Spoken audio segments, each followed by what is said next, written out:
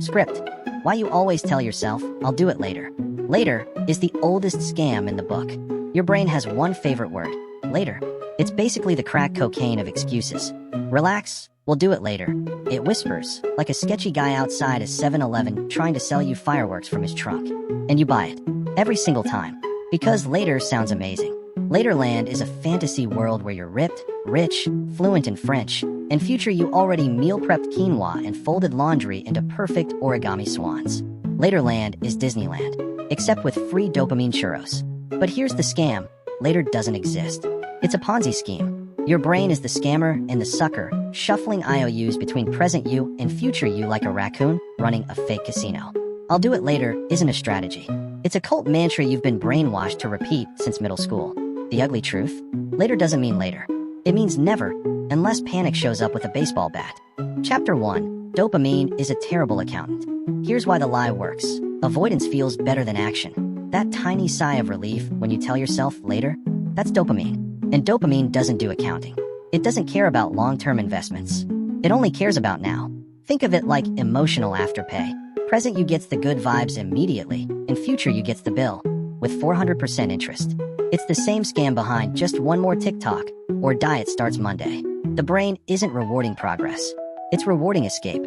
And every time you sell yourself the later lie, your neurons celebrate like a raccoon finding a half-eaten burrito in a dumpster. It doesn't matter if it's expired, it's food. Dopamine claps. You feel a sugar high, and nothing gets done. Punchline. Later is just your brain pawning tomorrow's sanity for a 5-second buzz today. Chapter 2. Future you is the worst employee ever. Present you is a crooked CEO handing out impossible jobs.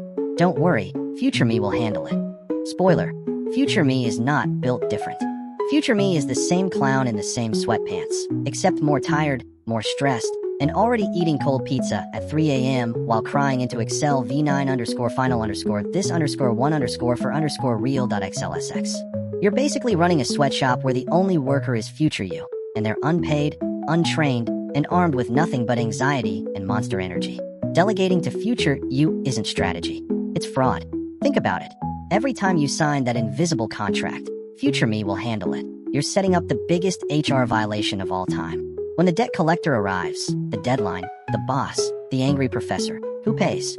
Not the fantasy version of you. The raccoon in your skull, desperately Googling how to finish in one night while bargaining with caffeine. Future you isn't Captain America. They're the unpaid intern you keep throwing under the bus. Chapter 3. Welcome to the cult of later. I'll do it later isn't just procrastination. It's a religion. It's sacred text. Your dusty planner full of abandoned to-do lists. It's profits. Productivity influencers selling $90 journals you'll use for exactly 2 days. It's temple. Your Google Calendar, packed with ghost events no one attends, not even you. The cult survives on faith. Faith that one day, some mythical super you will rise from the ashes like a productivity phoenix, crush 12 hours of work in one glorious montage, and redeem your sins. But the phoenix never arrives. You don't transform into a superhero. You stay a tired pigeon, waddling through doomscroll hell, whispering, tomorrow. For real this time. Like every cult, later doesn't save you. It sacrifices you. Slowly. With pastel stationery and false hope. Punchline. You're not a disciple of discipline. You're a victim of the later cult scam. Chapter 4. Panic is the only god your brain respects. Here's the real reason you keep pushing things. Your brain isn't wired for calm discipline. It's wired for crisis. Panic is the god it worships. And deadlines? They're holy rituals. Think about it. You never feel more productive than when you're 3 hours from disaster. Suddenly, your fingers fly at 200 words per minute. You're John Wick with a laptop, fueled by cortisol and bad coffee. The task you avoided for weeks suddenly feels possible because panic has lit the altar on fire. But here's the catch. Panic mode isn't your best self. It's your survival self.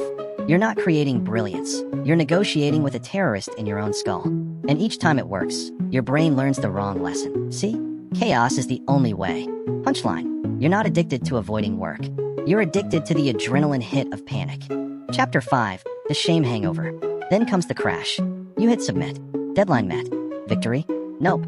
Instead, the shame hangover begins. Why didn't I start earlier? Why am I like this? Would life be simpler as a goat on a farm? That self-hate slideshow isn't random, it's the engine. Shame isn't a bug, it's a feature. It keeps you hooked in the cycle. Avoid, panic, crash, shame, repeat. And here's the cruel twist. Shame doesn't break the cult of later. It feeds it. It convinces you that the solution is more planners, more rituals, more apps. But you don't need another calendar. You need to see the con. Later isn't a strategy. It's a scam that keeps respawning to teabag your soul every time you think you've escaped. Punchline: later is not a delay button. It's a slot machine that only pays in regret. OUTRO, subscribe before later eats you alive.